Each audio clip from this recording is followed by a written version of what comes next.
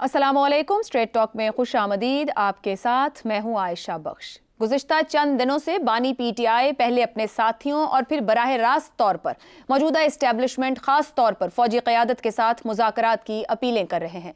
अब उनका ताज़ा मौक़िफ़ है कि वो असली फ़ैसला साज फ़ौजी क़यादत के साथ मुज़ाकरात को तरजीह देंगे।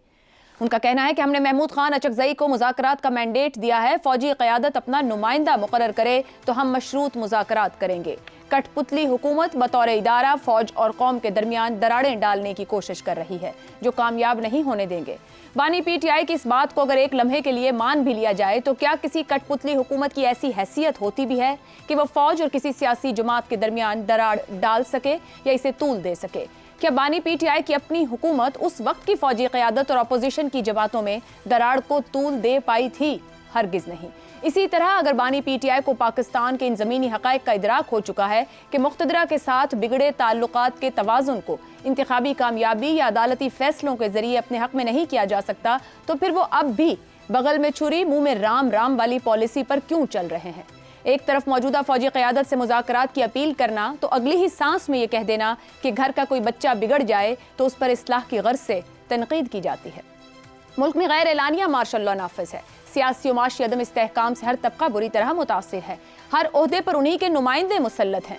मशरूत मुज़ाकरात के नाम पर इमरान खान मैंडेट की वापसी, रिहाई, मुकदमात का खात्मा और नए इलेक्शन का मुतालबा कर रहे हैं।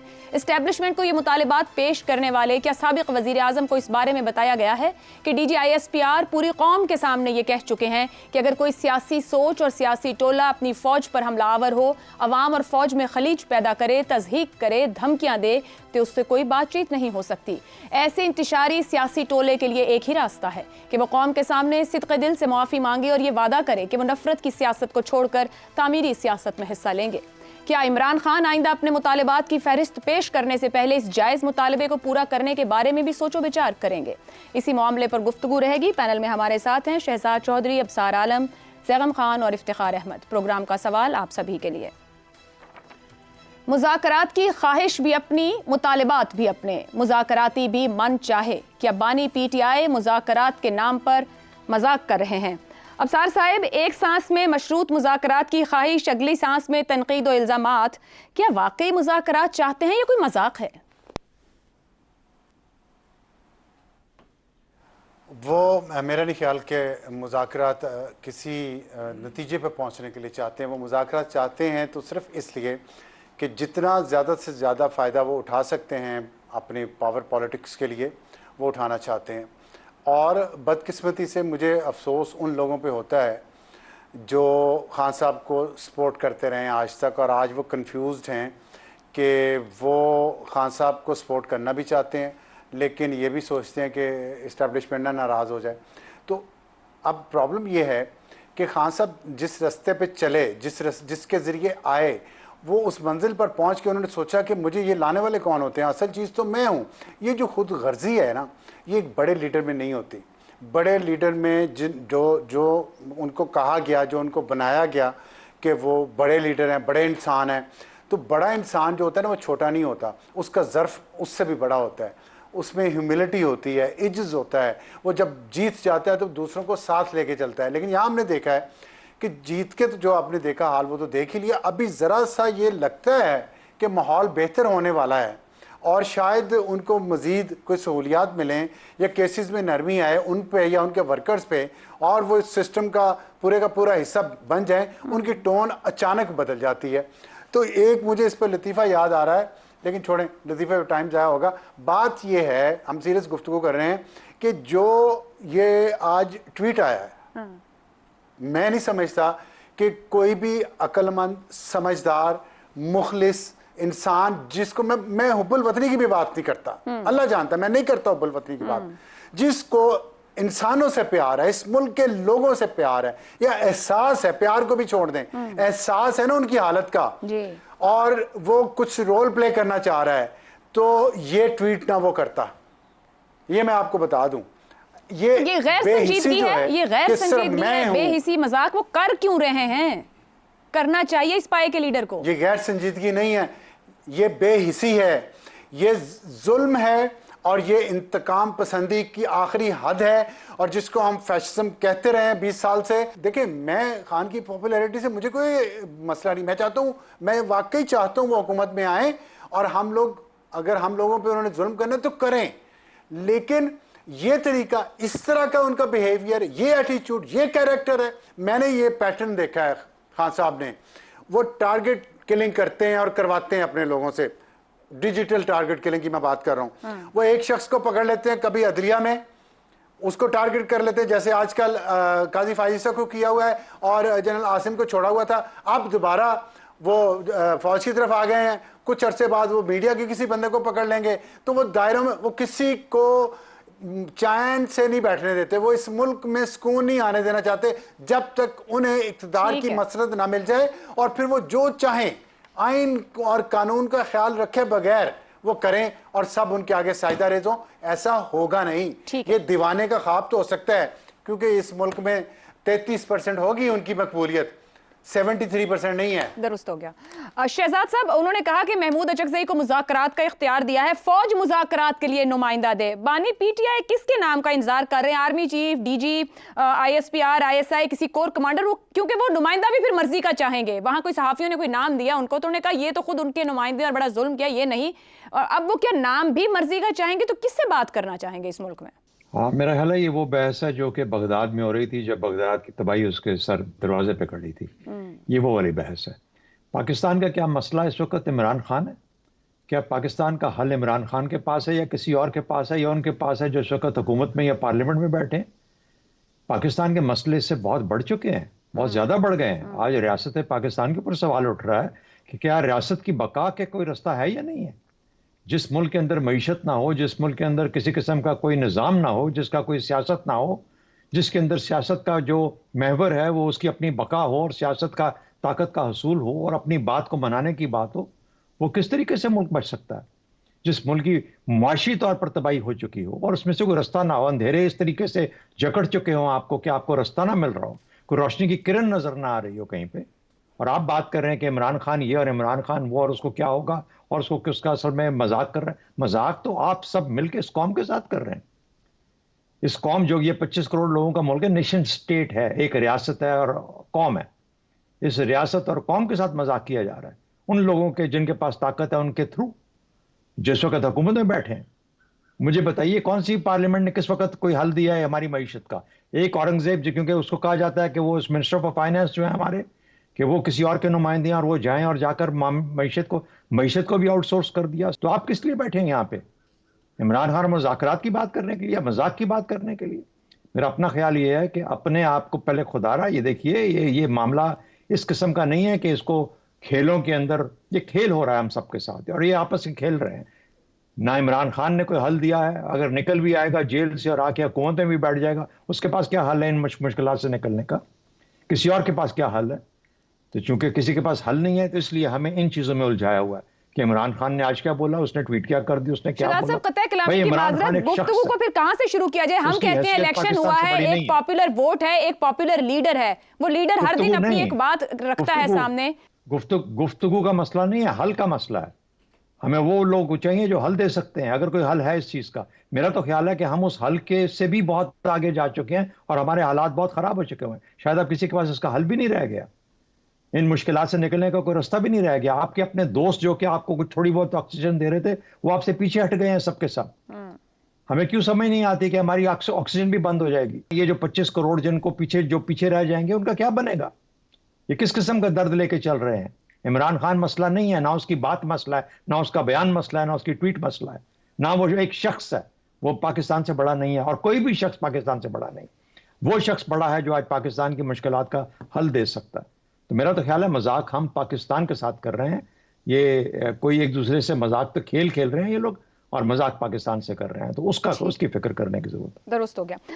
افتخار صاحب، ماضی میں بھی مذاکرات ہوتے رہے اور تمامی سیاسی رہنما اسٹیبلشمنٹ کے ساتھ مذاکرات کرتے رہے، مگر اس وقت عمران خان کا جس طرح کا تضادات بھرا بیانیہ گفتگو ہے، سوال آپ سے یہ ہے کہ کیا عمران خان واقعی اس وقت کوئی مسئلہ نہیں؟ اور اگر واقعی کوئی مسئلہ نہیں تو حکومت، ریاست، انتظامیہ، عدلیہ سب کے سب ایک ہی مسئلے کے گرد گول گول چکر کیوں لے رہے ہیں؟ یہاں تک کہ ہم نے اربوں ابھی فائر وال کے معاملے پہ لگا دیے. مسئلہ تو ہے، جہاں تک یہ فائر وال کا آپ تانا دے رہی ہیں, ریاست کو اگر فائر وال کی ضرورت ہے تو اس کو استعمال کرنا چاہیے. آپ جیسے اور ہم جیسے لوگ اس کو تکلیف پہنچا رہے ہیں, اس کو ہیرو بنا رہے ہیں کہ یہ فائر وال اس کے لیے لگی ہے. یہ فائر وال اس کے لیے نہیں لگی ہے, یہ فائر وال اس کے لیے لگی ہے جو تحقیقات شروع ہوئی ہے. جس تحقیقات کو شروع کرتے وقت یہ پتہ لگا ہے کہ پاکستان کے دشمن ممالک میں بیٹھ کے پاکستان کے بارے میں کس قسم کی منصوبہ بندی ہو رہی ہے اور کی جا رہی ہے. یہ فائر وال اس کے لیے لگی ہے. اور جہاں تک کئی بعض مذاکرات کی, بالکل صحیح کہا شہزاد صاحب نے. کرم میں کیا ہو رہا ہے؟ سینکڑوں لوگ اب تک مارے گئے ہیں. ریاست کدھر ہے؟ ریاست نے کیا نوٹس لیا اس کا؟ بلوچستان کے اندر لوگ مطالبات کے لیے اکٹھے ہو رہے ہیں. ایشوز پاکستان کی یہ ہیں. پاکستان کا ایشو یہ ہے کہ غربت انتہا کو پہنچ رہی ہے. پاکستان کا ایشو یہ ہے کہ گورننس ہر لمحے ختم ہوتی جا رہی ہے. یہ ایشو نہیں ہے کہ مذاکرات کون کرے گا اور کس سے کرے گا. اور بالکل شہزاد صاحب نے کہا ٹھیک کہ مذاکرات کے نتیجے میں کیا الیکشن ہو جائیں گے؟ افتخار صاحب کیوں ہم الیکشن سے پہلے کہتے رہے کہ سیاسی استحکام ہوگا تو معاملہ آگے جائے گا, مگر وہ سیاسی استحکام تو آج بھی نہیں آیا. جی میں یہی کہہ رہا ہوں, میں اردو میں بات کر رہا ہوں, اور میں یہ آپ کو بتا رہا ہوں کہ سیاسی استحکام نہیں ہے, اور اس کو اور خراب کرنا چاہتے ہیں تو آپ کی مرضی ہے. یہ ایک کھیل ہے, یہ ایک مذاق ہو رہا ہے کہ جناب مجھ کو نام دیے جائیں اور میں اپنی مرضی کے نام کے ساتھ بات کروں گا. ارریلیونٹ بات ہے. وہ بالکل پاپولر ہوگا, اس کا حق ہے ایز اے پاپولر لیڈر کے, لیکن اس وقت پاکستان کو پاپولر لیڈر کی ضرورت کی بجائے استحکام کی ضرورت ہے. میں نے آپ سے کہا کہ آپ کی 2 سرحدوں پہ لوگ مارے جا رہے ہیں روز, اور اس کو کوئی رپورٹ بھی کرنے کو تیار نہیں ہے. کیا یہ حقیقت ہے؟ یہ نہیں ہے. آج جو پوزیشن ہے خیبر پختونخوا کے علاقوں میں وہ آپ کے علم میں ہے. جو بلوچستان میں ہو رہا ہے وہ آپ کے علم میں ہے. وہ میرے لیے ان کے ساتھ مذاکرات کرنے زیادہ ضروری ہیں, ان کے ساتھ ڈائیلاگ کرنا زیادہ ضروری ہے, کیونکہ وہ ایک حقیقی ایشو لے کے بیٹھے ہوئے ہیں. یہ آدمی تو جیل میں بیٹھا ہوا آرام سے زندگی گزار رہا ہے, اور جس قسم کی جیل اس شخص کو نصیب ہوئی ہے, پاکستان کی تاریخ میں کسی سیاستدان کو ایسی جیل نہیں دکھی. وہ کہہ رہے ہیں کہ میں اپنی مرضی کے آدمی سے بات کروں گا. وہ کون ہوتا ہے یہ فیصلہ کرنے والا؟ بالکل یہ لوگوں کو بیوقوف بنایا جا رہا ہے. لوگوں کو بالکل ایک ایسے کھیل میں پھنسا دیا گیا کہ لوگ حقیقی مسائل پر سوال نہ اٹھائیں. یہ ڈرتے ہیں کہ اگر لوگوں نے حقیقی مسائل پر سوال اٹھائے اور لوگ سڑکوں پر نکل آئے اپنے حقیقی مسائل کے ساتھ, تو یہ جو ڈائیلاگ کرنے والے ہیں اور جو ڈائیلاگ کرنا چاہتا ہے, دونوں ایرریلیونٹ ہو جائیں گے. ٹھیک ہو گیا. بالکل. پاکستان کے عوام کے مسائل ان سے زیادہ امپورٹنٹ ہیں. ٹھیک. اس پر کون بات کر رہا ہے؟ اس پہ کوئی گفتگو کرنے کو تیار نہیں ہے. یہ بات ہے, ایک آدمی ہے اپنی مرضی کا وہ بات کرنا چاہتا ہے, مرضی کے معاملات طے کرنا چاہتا ہے. معاف کیجیے گا, جن کا نام انہوں نے پیش کیا ہے ان صاحب کی میں بہت احترام کرتا ہوں, جگدیش صاحب کی. ان سے پوچھیں کہ بلوچستان میں کیا ہو رہا ہے, اور وہ جو مطالبات لوگ کر رہے ہیں وہ کیا کر رہے ہیں. ٹھیک ہو گیا. کیا with in the constitution of Pakistan کر رہے ہیں یا کانسٹیٹیوشن سے باہر کر رہے ہیں؟ ان سے کون مسئلہ حل کرے گا؟ ڈائیلاگ ان سے کرنا چاہیے. جو کرم میں ہو رہا ہے ڈائیلاگ ان سے کرنا چاہیے. بالکل حکومت انگیج کر رہی ہے. آج محسن نقوی صاحب کی ملاقات بھی ہوئی ہے کرم کے 2 گروپوں سے جہاں پر اختلافات جاری ہیں. زیغم صاحب ہونا چاہیے. بالکل ہو رہا ہے. ضروری مسائل ہیں. بالکل ہو رہے ہیں, آج کیے گئے ہیں. یہ مسائل ہے جو حل چاہتے ہیں, جو ڈائیلاگ چاہتے ہیں. یہ فرض کیا ہوتا ہے؟ زیغم صاحب گفتگو کو یہاں پر کنکلوڈ کر لیتے ہیں کہ کیا واقعی بانی پی ٹی آئی جو کچھ چاہ رہے ہیں, خواہش رکھ رہے ہیں, وہ غیر ضروری بات کر رہے ہیں اور ان پر توجہ دینے کی ضرورت نہیں ہے, نہ ان کا اس وقت کوئی سیاسی سٹیک ہے, یا وہ اتنی سیاسی ویٹیج رکھتے ہیں کہ تمام نظام ان کے گرد گھوم رہا ہے, وہ جو کوئی بات کرتے ہیں ہر طرف سے اس کا جواب آنا شروع ہو جاتا ہے, اور پھر وہ پرانی باتیں دہراتے ہیں. 71 کی بگڑا ہوا بچہ کہتے ہیں اسٹیبلشمنٹ اور اس کے لوگوں کو, اور وہ واقعی مذاکرات چاہتے بھی ہیں, یا یہ سرکس چلتا رہے گا؟ دیکھیں, میرے لیے تو عمران خان کی خواہش کوئی حیثیت نہیں رکھتی. اور میں یہاں بتا دوں کہ میں تو 1995 سے عمران خان کو کرٹیسائز کر رہا ہوں. پہلا انٹرویو انہوں نے مجھے دیا تھا جب سیاست میں آئے تھے, اور اس دن سے آج تک کر رہا ہوں. ہم نے تو پاکستان کے مفادات کو دیکھنا ہے. پاکستان کے مفادات کیا مانگتے ہیں؟ کیا یہ فارم 47 پولیٹیکل ورکرز کو کٹ لگانے سے آئے گا؟ کیا یہ وسائل کی بندر بانٹ سے آئے گا؟ آپ مجھے یہ بتائیے کہ اگر 25 کروڑ کی ریاست, دنیا کی 5ویں نیوکلیئر پاور, चंद सरफिरे क्रेजी लोगों के वीलॉग्स और उनके ट्वीट से हिलने लगती है, तो फिर मैं पूछूंगा कि आपने मेरे मुल्क की फसीलें किस चीजों से बनाई हैं? ये पत्थर से बनी है या प्लास्टर ऑफ पेरिस से बनी है? मुल्क को इंटरनल रेजिलियंस की जरूरत होती है। दूसरे मुल्कों की बुनियादें क्यों नहीं हिलती ट्वीटों से, वीलॉग से? कितनी आजादी होती है, कैसी कैसी क्रेजी बातें की जाती हैं, इसलिए कि इस्तेकाम अंदरूनी इस्तेकाम से आता है। आपने उन दराड़ों को रोकना है। अब गुफ्तगू नहीं करेंगे तो क्या करेंगे? जैसा भी है इमरान खान, जैसी भी है उसकी पार्टी, क्या उससे ज्यादा कोई मकबूल लीडर है? क्या उससे ज्यादा मकबूल कोई पॉलिटिकल पार्टी है? 33% ही सही, हिसाब तो लगाएं कितने करोड़ बनते हैं? 8 करोड़ अफराद बनते हैं अगर 33% हैं तो। और कई कई सूबों में 70% तक भी मकबूलियत है, बहुत अहम सूबों में। तो अब क्या करेंगे? पीपल्स पार्टी का रगड़ा लगा के क्या हो गया था? अवामी लीग का रगड़ा लगा के क्या हो गया था? मुस्लिम लीग नबियाज का रगड़ा लगा के क्या मिल गया था? साहब, क्या बानी पीटीआई माफी मांगकर मशरूत मुज़ाकरात के उसूल को तस्लीम करेंगे? वो माफी मांगे, क्योंकि वहां से एक जवाब दिया गया था कि सिद्क़े दिल से माफी मांगे और फिर सियासी क़यादत से बात कर लें। जी देखिए, मैं ये समझता हूं कि पीटीआई ने जो 9 मई को किया वो एक बहुत बड़ा ब्लंडर था। They should come clean on this. इस पर जो उन्होंने बयानिया बनाया है वो नाकाबिले कबूल है कि फौज ने अपने ऊपर हमला किया। और इस वक्त सबसे बड़ा जो इरिटेंट है पीटीआई के दरमियान और पाकिस्तान की फौज के दरमियान में, वो 9 मई का वाकया है।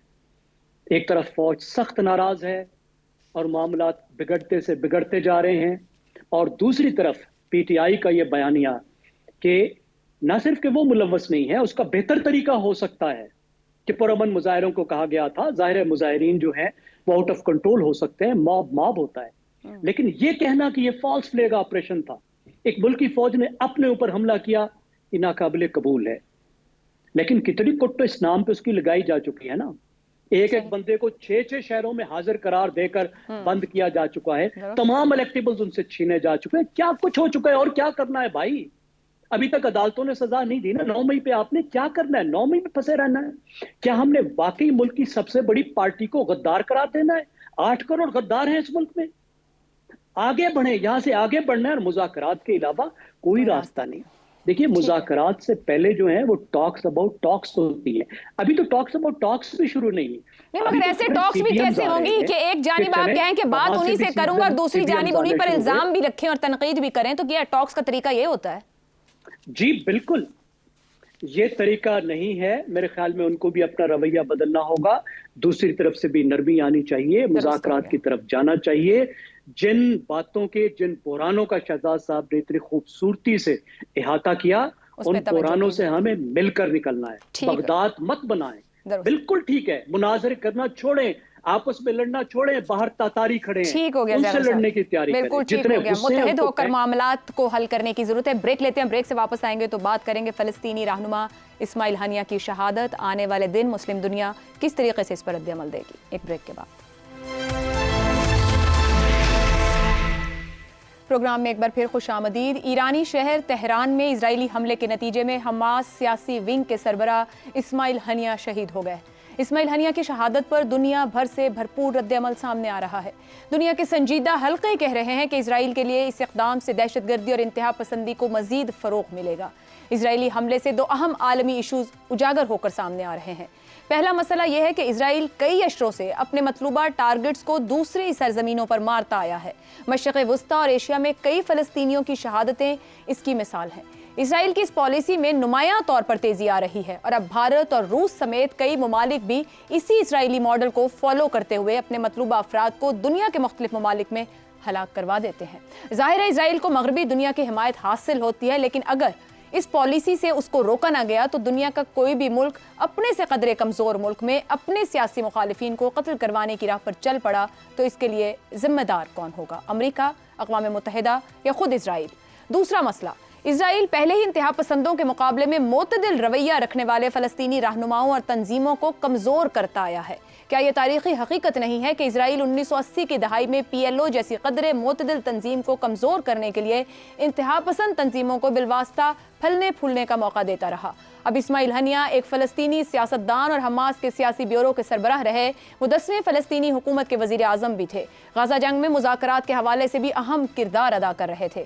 غزہ سے تعلق رکھنے والے سخت گیر رہنماؤں محمد دیف اور یحییٰ سنوار کے مقابلے میں انہیں اعتدال پسند شخص کے طور پر دیکھا جاتا تھا۔ وہ ایک ایسا فلسطینی چہرہ تھے جو سفارتی سطح پر انتہائی مشکل صورتحال میں بھی اپنی بات اچھے انداز سے کہنے کی شہرت رکھتے تھے۔ اسماعیل ہنیہ اپنی سفارتی اور سیاسی زندگی میں ایک عملیت پسند سیاستدان اور سفارتکار کے طور پر جانے گئے۔ اب یہ سوال انتہائی سادہ ہے کہ کیا اسماعیل ہنیہ کی شہادت سے بالخصوص مشرق وسطیٰ اور بالعموم دنیا میں انتہا پسندی، ریڈیکلزم، بنیاد پرستی اور دہشت گردی کو زیادہ فروغ نہیں ملے گا؟ اسی پر گفتگو کریں گے۔ آپ سب کے لیے سوال۔ اسماعیل ہنیہ کی شہادت، مسلم ممالک اور دنیا سے رسمی بیانات، ایک اور فلسطینی رہنما شہید کر دیا گیا۔ کیا اسرائیلی اقدام نے مشرق وسطیٰ میں جواز فراہم کر دیا؟ شہزاد صاحب، اب رد عمل کی بات ایران اور حماس دونوں کر رہے ہیں، ان کو رکنے کا بھی کہا جا رہا ہے، رد عمل سے بھی گریز کا مشورہ دیا جا رہا ہے، صبر و تحمل بھی، مگر کیا اس واقعے نے کون کون سے جواز دنیا کے مختلف ممالک کو دے دیے ہیں جو کہ مشکلات کا باعث بنیں گے دنیا کے لیے؟ اچھا، آپ دہشت گردی کہہ رہی ہیں، دہشت گردی کیوں؟ دہشت گردی کی ضرورت کیوں پیش آئے؟ عرب ممالک جو کہ اس کے گرد ہیں، آفٹر آل اگر ان کو اس قسم کا کوئی ان کا پولیٹیکل ایجنڈا ہے جس کے اندر کہ وہ سمجھتے ہیں کہ فلسطین ان کے لیے اہم ہے، تو پھر ان کو دہشت گردی کی کرنے کی کیا ضرورت ہے؟ ان کے پاس افواج ہیں، ان کے پاس اپنی قوم، ملک ہیں ان کے پاس۔ ہاں، کچھ بہت کمزوریاں ہیں عراق کے اندر، مثال کے طور پہ اردن کمپرومائز ہے بڑی حد تک، سیریا کے اندر مشکلات بہت زیادہ۔ یہی 2-3 ملک تھے جو کہ اسرائیل کے ساتھ پہلے 1-2 جنگوں کے اندر شامل رہے۔ انتہا پسند تنظیمیں بھی ہوتی ہیں آگے جب آپ بڑھتے ہیں تو وہ پھر تو تمام اسلامی ممالک جی انتہا پسند تنظیمیں بھی ہوتی ہیں، اور اس کو پھر جب وہ یہ کام کرتی ہیں تو انتہا پسند تنظیمیں، تو پھر آپ ان کو کہتے ہیں کہ اچھا یہ ایک ان کا ریلیونٹ ٹیکٹک ہے۔ تو ریلیونٹ ٹیکٹک میں نہیں سمجھتا کہ دہشت گردی ایک ریلیونٹ ٹیکٹک ہے۔ اگر آپ کو کچھ کرنا ہے تو آپ اس کو اوپن وار کے شروع کیجئے۔ دہشت گردی کو احیا دینے کی یا اس کو زیادہ ری انفورس کرنے کی میرے حال میں ہمیں آرگومنٹ نہیں دینی چاہیے، نہ ہی اس کی کوئی گنجائش بنتی ہے۔ ہوا کیا ہے دیکھیے، ہم اس وقت مسلمان ممالک کا نوحہ پڑھ سکتے ہیں، اور اس کے اندر بھی آپ جتنا مرضی کہہ لیں، جو مرضی کہہ لیں، جہاں آج اسلامی ممالک کھڑے ہیں وہاں پر تو ایک قوم کی یا ایک مسلمانوں کے طور پہ کچھ قوموں کا جو حال ہے وہ اگر کبھی ہم نے ایک دیکھا تھا وقت، تو وہ اب ظاہر ہے کہ ہم بالکل اس تاریخ کے اس وقت میں سے گزر رہے ہیں جس کے اندر ہم بالکل نچلے درجے پہ اپنی حیثیت رکھتے ہیں بدقسمتی سے۔ یہ بھی ایک حقیقت ہے، اس کو ماننا پڑے گا۔ ہم کمپرومائز مسلم ممالک کی بات۔ دوسری بات، مجھے بتائیے ایران کے شہر میں یہ کام ہو رہا ہے، تہران کے اندر، تو ایران کی جو ڈیفنسز ہیں وہ کہاں پہ تھے، وہ کیا تھے؟ اور اب آج اس کی وجہ سے ایران کے اوپر کوئی شکوک و شبہات اٹھتے ہیں کہ کیا کوئی وہ ملوث تھے، کچھ اور لوگ ملوث تھے، کچھ یہ پتہ تھا کہ ایسا کام ہونے جا رہا ہے، تو پھر اس صورت میں وہ تمام اسلامی ممالک جو پھر بھی وہاں موجود تھے یا نہیں تھے، تو ان کے اوپر کیا سوالات اٹھیں گے؟ آج ایران کی کریڈیبلٹی آج ان کوشچن ہو گئی ہے۔ اس کا حزب اللہ کے ساتھ کیا ریلیشن شپ بنے گا، فلسطین کی یا حماس کے ساتھ کیا ریلیشن شپ بنے گا، یا ہوتی اس کو کس حد تک؟ تو دیکھیے، اسرائیل 1 کروڑ لوگوں کا ملک ہے، صرف 1 کروڑ۔ ٹھیک، ہمارے کراچی میں 2 سے 2.5 کروڑ کو، کچھ 3 کروڑ کہتے ہیں لوگ، تو 1 کروڑ لوگوں کا ملک جو ہے اس نے کتنے ملکوں کو پکڑ کے رکھا ہوا، اور اس سے ان کو ہٹنے نہیں دے رہا۔ تو اس سے، اور یہ ابھی کی بات نہیں ہے، یہ 1970 کی دہائی سے یہ لوگ یہ کام کر رہے ہیں، اور دوسرے ملکوں میں جا کے کرتے ہیں، یہ اپنی افواج کو استعمال کرتے ہیں دوسرے ملکوں میں جا کے یہ کام کرنے کے لیے۔ آپ جب تک اس چیز پہ بیٹھے رہو گے کہ کوئی اس کو روکے گا، اس کو کوئی نہیں روک سکتا، نہ کوئی روکے گا۔ اگر جس نے روکنا ہے اس کو خود کھڑے ہو کے روکنا ہے، تبھی قوم آپ کا دشمن رکتا ہے، ورنہ کسی کے کہنے سے کبھی کوئی نہیں رکتا۔ ٹھیک ہے زیم صاحب، یہ اسرائیل سمیت کئی ریاستوں کا المیہ ہے، کسی بھی وجہ سے کوئی تحریک مقبول ہو تو اعتدال پسند جو ہوتے ہیں وہ جان سے جاتے ہیں اور ریڈیکل چہرے سامنے آ جاتے ہیں۔ حریت پسندی پر چل رہی فلسطینی مزاحمت کیا مزید ریڈیکل ہو جائے گی، یا سفارتی حل اور مذاکراتی حل رہے گا؟ مشکل ہو جائے گا بلکہ۔ دیکھیے، پہلے تو یہ جو آپ کا پچھلا سوال تھا نا، جی اس پہ میں تھوڑی سی بات کرنا چاہوں گا کہ کیا ہوگا۔ کہ خون خاک نشیناں تھا رزق خاک ہوا، کچھ بھی نہیں ہوگا۔ 40,000 فلسطینی شہید ہو گئے ہیں، کیا ہوا ہے؟ اسماعیل ہنیہ کے 3 بیٹے شہید ہو چکے ہیں، فیملی کے درجنوں ممبر شہید ہو چکے ہیں۔ یہ حماس آخر ایران کی پراکسی یا تحادی ہے نا، تو جب اس نے یہ جنگ چھیڑی تو کیا ایران مدد کو آیا؟ کیا حزب اللہ نے جنگ چھیڑی؟ سوال یہ ہے کہ جب ایران کے اپنے جرنیل کو مارا گیا سیریا میں، شام میں، تو ایران نے کیا کیا؟ امریکہ سے طے شدہ حملے، 320 میزائل، جس میں 99% بارڈر پر ہی ٹھس ہو گئے۔ ایک اور طے شدہ انتقامی کارروائی ہوگی اور کچھ نہیں ہوگا۔ دہشت گردی کا بڑھنا کوئی حل نہیں ہے۔ فلسطینیوں کو اس وقت یہ یاد کرنا ہوگا کہ وہ ایک تہذیبی جنگ لڑ رہے ہیں۔ انہیں یہ سمجھنا ہوگا کہ انہوں نے فرعون کے گھر میں موسیٰ کو پالنا ہے۔ ان کا بچہ آج پلے گا تو فرعون کے گھر میں پڑے گا۔ ٹھیک، اس وقت فرعون کے ہاتھوں اپنے بچے نہیں مروائیں۔ بھیڑیوں کے غول میں انہوں نے زندہ رہنا ہے۔ جو تاتاری تھے وہ بھی 250 سال مسلمانوں پہ حکمران رہے تھے، 1206 سے لے کر 1368 تک سروائیو کیا تھا نا ہم نے۔ سویلائزیشنل وار جیتی تھی نا ہم نے۔ مسلمان واپس اٹھ کھڑے ہوئے تھے نا۔ صحیح، تو جلد بازی نہ کریں۔ جب تک مسلمانوں کا ضمیر نہیں جاگتا، اپنے آپ کو بچا کے رکھیں، اپنی انرجی بچا کے رکھیں، درست، پرامن جد و جہد کریں، اور مسلمانوں کو اس حالت میں آنے دیں کہ مسلمان ان کے ساتھ جنگ لڑ سکیں۔ اس یہ قابل ہو مسلمان وہ ملک جو ان کو استعمال کرنا چاہتے ہیں اپنے فارن پالیسی، جو ان کو فارن پالیسی آبجیکٹیوز کے لیے استعمال کرنا چاہتے ہیں، ان کا ایندھن نہ بنے۔ ٹھیک ہو گیا جی، اس قابل بنائیں کہ کھڑے ہو سکیں اپنے معاملات کے حل کے لیے۔ ایک بریک، اور بریک کے بعد افتخار صاحب اور ابصار صاحب کی رائے آپ کے سامنے رہے گی۔ پروگرام میں ایک بار پھر خوش آمدید۔ افتخار صاحب، مسلمان ممالک کے رسمی بیانات، کیا مسلمان حکمران نہیں جانتے کہ اسرائیل کی ایسے اقدامات سے سماج میں انتہا پسندی میں اضافہ ہوتا ہے اور خطرہ بن سکتا ہے؟ یہ جو اوپر زیغم صاحب بات کر رہے تھے کہ ابھی رکیں، اپنے آپ کو اس قابل بنائیں کہ معاملات کو حل کر سکیں۔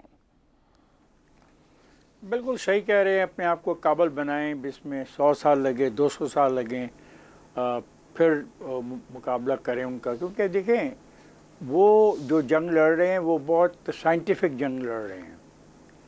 جہاں تک جذبات کی بات ہے، جہاں تک انسانی جانوں کی بات ہے، جو غزہ میں ہوا اس سے زیادہ اور کیا انسان قربانی دے سکتا ہے؟